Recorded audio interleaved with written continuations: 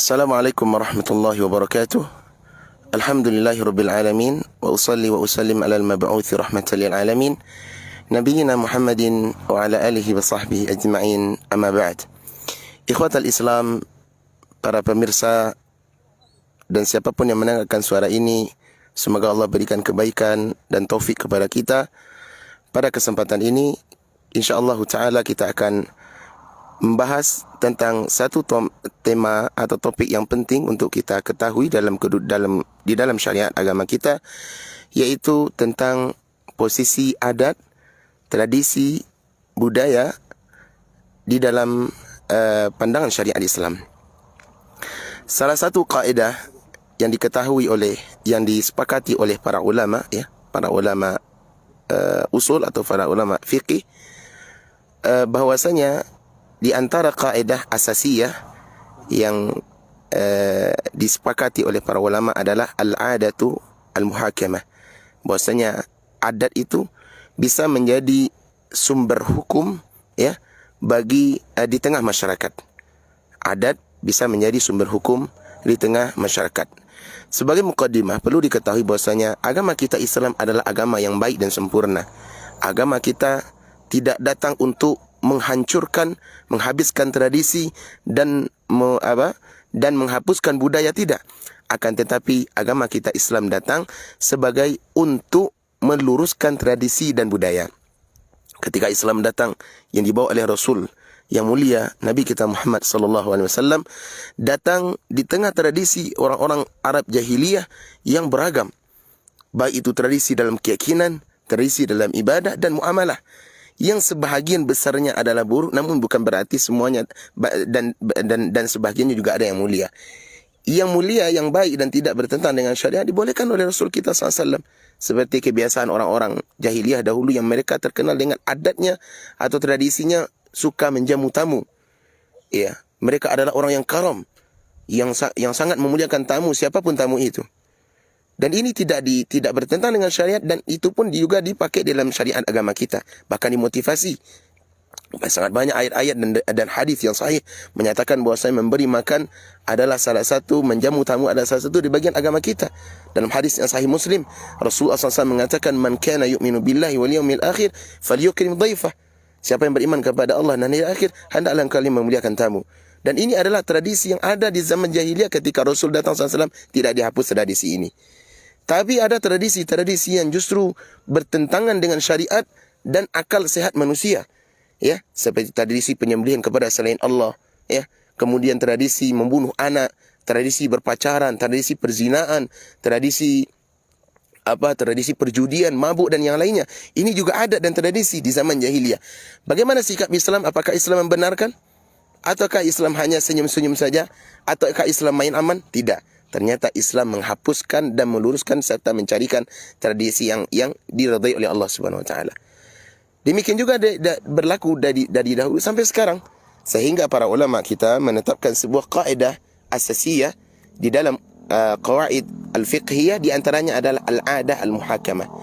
Dalam masalah adat bisa menjadi hukum. Kapan? Apabila adat itu adalah adat yang sahih, adat yang tidak bertentangan dengan nilai-nilai kemanusiaan, dan adat yang tidak menyelisih daripada syariat agama Allah. Kapan ini terjadi? Kapan ini berlaku? Ini perlu kita jelaskan. Karena apa? Sebahagian dai atau sebahagian para penuntut ilmu atau sebahagian manusia justru mereka bermudah-mudahan atau mengambil kaedah ini. Kaedahnya benar, tidak ada masalah, karena itu disepakati oleh ulama usul, baik ulama Syafi'iyah, ulama Malikiyah, bahkan mayoritas ulama.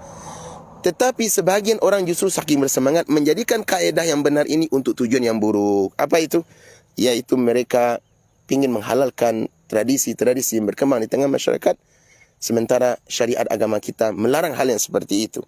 Baik, kita perlu tahu apa yang dimaksud dengan al-adah, Kata para ulama, sebagian ulama fiqih mengatakan yang dimaksud dengan adat adalah ibaratun amma yastaqirru fin nufus minal umuril mutakarriratil ma'kulatil inda taba'i'is salimah, yaitu sesuatu yang berlangsung, kebiasaan, baik itu ucapan, perbuatan, yang senantiasa berlangsung dari yang senantiasa berlangsung, continue di tengah masyarakat, yang sesuai dengan akal manusia, ya, dan tidak bertentangan dengan fitrah yang salimah, dengan jiwa yang sehat.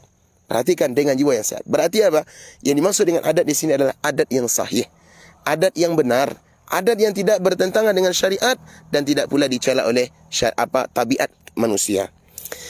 Adapun dasar pengambilan ini, ya, al-adah al-muhakamah, bahwasanya adat bisa menjadi hukum di tengah masyarakat atau menjadi standar penetapan hukum, ya, di dalam agama Islam. Kapan itu? Ya, ini ada aturannya. Kaidah ini disepakati oleh ulama, dijelaskan oleh para ulama, diambil bukan dari hawa nafsu, tidak, tetapi dari dalil Al-Quran dan dalil-dalil yang sahih dari Nabi SAW. Di antara dalil yang mengatakan, menunjukkan bahwasanya adat bisa dibagi hukum, pertama firman Allah Subhanahu wa taala dalam surah Baqarah.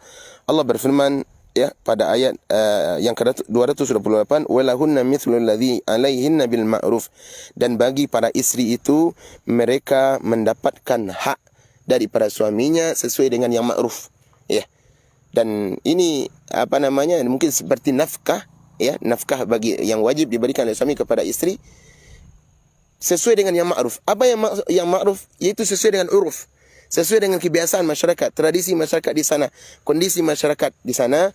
Umpama orang-orang yang perkampungan, ya, yang biasa di sana beri nafkahnya mungkin sesuai dengan tingkat ekonomi, atau orang-orang yang kaya yang tinggal di perkotaan, bagaimana uruf mereka di dalam memberikan nafkah dan yang lainnya, maka ini disesuaikan dengan daerah masing-masing. Orang yang kaya maka hendaklah memberikan posisi sesuai dengan bagaimana lingkungan masyarakat di sana. Orang miskin pun demikian, ya. Ini di antara dalil pengambilan masalah uruf atau adat. Kemudian yang kedua, firman Allah dalam surah Nisa ayat 19, ya, Allah berfirman, wa ashiruhunna bil ma'ruf, hendaklah kalian wahai para suami mempergauli para istri dengan cara yang ma'ruf, ya. Al-Imam Al-Qurtubi, ya, ketika menafsirkan ayat ini, kata beliau, al-urfu wal ma'ruf wal arafa, ya, uruf, ma'ruf dan arafa, kullu khaslatin hasanatin tardiha al-uqul wa tatma'inna ilaihi an-nufus. Kata beliau, yaitu segala sesuatu yang mencakup nilai yang memiliki nilai kebaikan, diredai oleh akal dan disenangi oleh jiwa. Ini di antara dalil pengambilan masalah al-adah al-muhakamah. Atau firman Allah Subhanahu wa taala seperti dalam surah Al-Maidah ayat 89, Allah berfirman, la yu'akhidukumullahu billahi fi aymanikum walakin yu'akhidukum bima aqadtumul ayman fakaffaratu it'amu 10 masakin min awsati ma tut'imun ahlikum. Ayat ini berbicara tentang apa? Tentang kafarah. Tentang kafarah yang, ya, tentang orang kafar. Antara kafar sumpah adalah memberikan makanan 10 orang fakir miskin, orang miskin, ya, yang sesuai dengan apa yang kalian berikan, ya, tradisi atau adat yang sesuai di tengah keluarga kalian. Umpama kita memberikan makan keluarga kita sehari dengan bare solo, ya, maka hendaklah kita memberikan bayar kafarah dengan apa? Adat kebiasaan masyarakat kita dengan bare solo. Umpama orang Arab, mereka tidak kenal dengan bare solo, umpama mereka kenal dengan khubus atau dengan gandum atau dengan dengan kurma atau dengan kismis, maka berilah makanan kepada orang miskin, orang fakir miskin sesuai dengan makanan orang Arab. Kalau ada daerah yang lain yang makanannya sagu atau yang sejenisnya, maka kita diberikan sesuai dengan adat itu. Ya, adat ini berlaku. Apakah itu diselisih? Tidak boleh menjadi penetapan hukum. Kenapa? Karena tidak bertentangan dengan syariat. Sesuai dengan fitrah manusia, sesuai dengan kondisi manusia di sana makannya apa. Ya, ini adalah di antara pengambilan dalil tentang al-adah al-muhakamah. Kemudian yang lainnya, ya, seperti apa? Seperti penetapan, ya, suatu riwayat yang disebutkan dari Abdullah bin Umar radhiyallahu anhuma, bahwasanya Rasulullah SAW mengatakan al-waznu, yani waznu ahlu Makkah, ya, al-wazn, yaitu ukuran timbangan ahlu Makkah itu diukur dengan takaran timbangan, ya, wazan, perkiloan.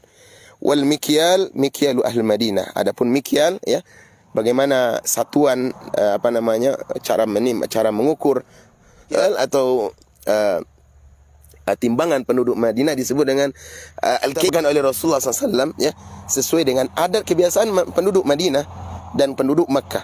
Ini tidak ada pertentangan dengan syariat, maka ini bisa menjadikan penetapan hukum, ya. Dan banyak lagi ya di antara dalil-dalil yang menunjukkan bahwasanya adat itu bisa menjadi hukum. Kapan? Kaedahnya selama adat itu tidak bertentangan dengan syariat agama Allah, sesuai dengan fitrah manusia, bukan dengan hawa nafsu manusia, dengan fitrah dan akal manusia.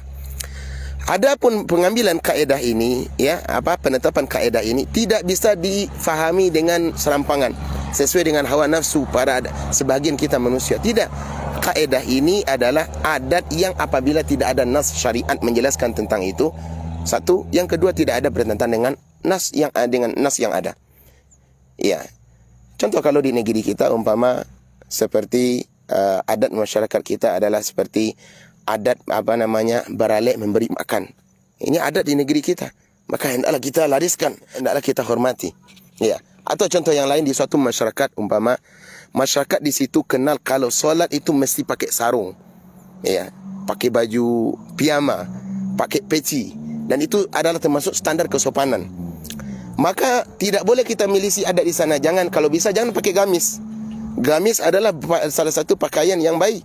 Akan tetapi kalau adat di sana sudah meyakini masyarakat ini yang terbaik, justru kalau kita memakai gamis akan bisa menyelisihi, ya, maka hendaklah kita tidak memakai gamis, dan itu bisa menjadikan standar hukum bahwasanya bisa dijadikan standar kebenaran. Dan kita hormati adat ini. Kenapa? Tidak bertentangan dengan syariat. Tapi bagaimana kalau adat masyarakat itu harusnya masyarakat yang di sana suka baju muka aurat, laki-lakinya celananya di atas bukan di atas mata kaki ya, di atas lutut, atau wanitanya baju you can see. Ini adat berkembang di semua masyarakat. Apakah kita akan mengikut adat itu? Jawabannya tidak. Walaupun al-adah al-muhakamah. Kenapa? Adat ini bertentangan dengan syariat. Dari sisi apa? Dari sisi membuka aurat. Rasulullah Allah Subhanahu wa taala mewajibkan bagi para wanita contohnya untuk ya ayuhan nabi kulli azwajika wa banatika wa nisa'il mu'minin yudinina 'alaihinna min jalabibihin. Sampaikan wahai nabi kepada istrimu, anak-anak wanitamu, seluruh wanita muslimat agar menjulurkan jilbab mereka sehingga menutupi dada-dada dan aurat mereka. Nabi SAW mengatakan dalam hadis ghatti fakhidai fa innaha awrah. Hendaklah kalian menutup paha kalian wahai para lelaki. Kenapa? Paha itu bagian dari aurat. Ya. Kalau ini adat di sebuah masyarakat tidak boleh kita ikuti, dan ini adalah adat yang bertentangan, tidak boleh diikuti. Demikian juga dengan adat-adat yang lain, ya. Tidak boleh kita memahami kaedah yang disepakati tadi serampangan. Ada orang yang memakai kaedah ini justru ingin melariskan melariskan tradisi yang berkembang di masyarakat, ya, yang jelas-jelas itu bertentangan. Contoh apa? Seperti tradisi atau budaya umpama budaya balimau di tengah masyarakat. Ini haram, bertentangan dengan syariat. Kenapa? Karena tradisi yang ada ini, tradisi balimau yang mayoritas masyarakat adalah bercampur baur, dan diyakini itu cara membersihkan diri, padahal tidak ada nas dari syariat. Ya, kemudian bercampur baur, nanti bahkan sampai terjadi pacaran, kemudian mohon maaf bahkan ada yang sampai terjadi perzinaan. Padahal besok mau puasa, mau menyambut puasa, suatu ibadah yang suci, bulan-bulan yang mulia. Justru kita mulai, tujuan kita mensucikan diri, tapi kita mulai dengan dosa dan maksiat. Ini tradisi di masyarakat, terkhusus masyarakat Minang. Semoga Allah perbaiki keadaan negeri kita. Apakah kita mau benarkan? Tidak. Ini adat yang bertentangan dengan syariat, adat yang fasid, bukan adat yang sahih. Demikian juga seperti tradisi yang berbau kemaksiatan yang lain, seperti tradisi organ tunggal yang dilakukan di sebahagian besar masyarakat Minang, ya, di mana mereka mengundang artis-artis ibu kota, dijadikan untuk acara-acara hiburan barale, hiburan acara pemerintahan, hiburan pemuda, hut ini, hut itu. Ini adalah tradisi tapi maksiat, haram hukumnya. Kenapa? Syariat yang menetapkan itu haram. Melihat aurat wanita yang bergoyang, hampir tidak berpakaian, disaksikan oleh banyak mata lelaki. Sementara Allah mengatakan wa kullil mu'minin yaghuddu min absarihim. Sampaikan wahai Muhammad kepada para lelaki orang beriman, tundukkan pandangan mereka. Dari apa? Melihat wanita-wanita yang membuka aurat. Dari melihat para wanita.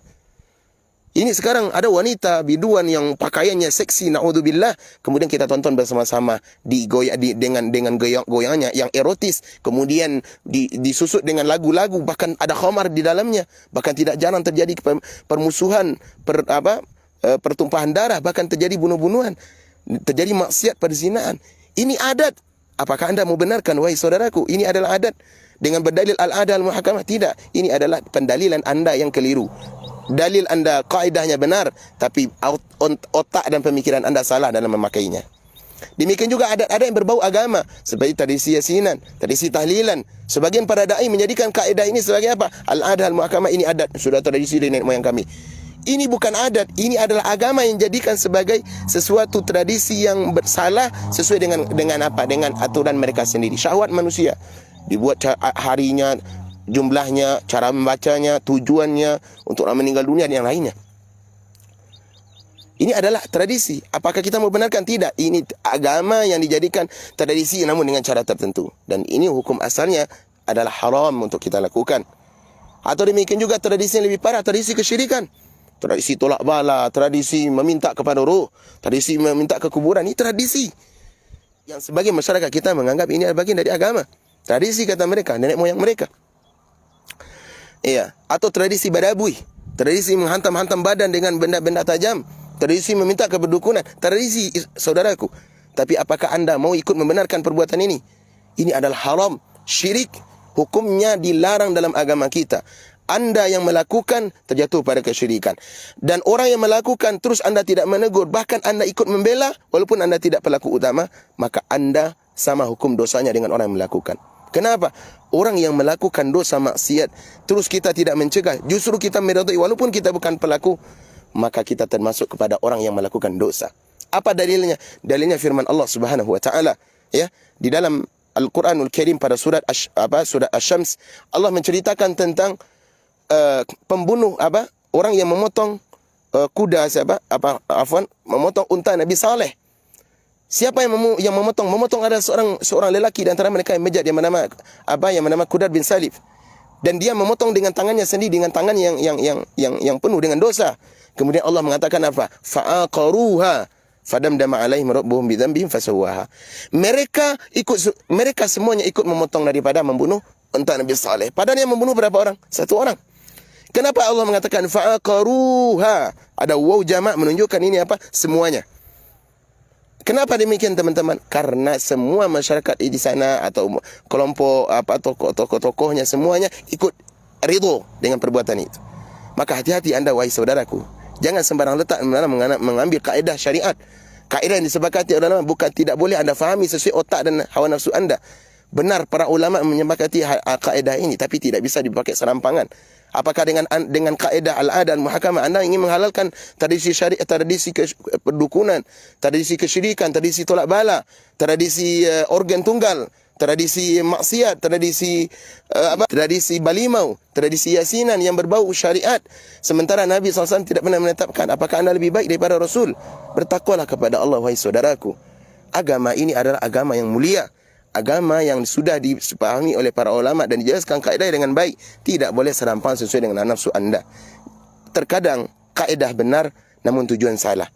Orang Khawarij mengambil kaedah yang paling benar, apa itu? Al-Quran, tapi dijadikan justru untuk apa? Mengkafirkan kaum muslimin. Wa man lam yahkum bima anzalallah fa ulaika humul kafirun. Siapa yang tidak berhukum dengan hukum Allah maka dia kafir. Ayat ini benar, tidak ada masalah. Tetapi dia menjadikan kata Ali bin Abi Thalib, ayatnya benar, tetapi la yuriduna illa tidak ada yang diinginkannya kecuali keburukan.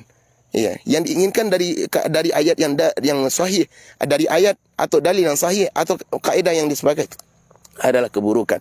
Maka dari itu pada video yang singkat ini kita menyampaikan bahwasanya al-adah al-muhakamah adalah kaedah yang baku, artinya kaedah yang disepakati oleh para ulama, tetapi harus dipahami hanya berlaku untuk adat yang sahih, yang tidak bertentangan dengan syariat, yang diterima oleh fitrah salimah. Adapun tradisi masyarakat, tradisi merokok, tradisi sabung ayam, tradisi perjudian, tradisi mengganja, ini adalah tradisi, akan tetapi ini tidak dibenarkan syariat.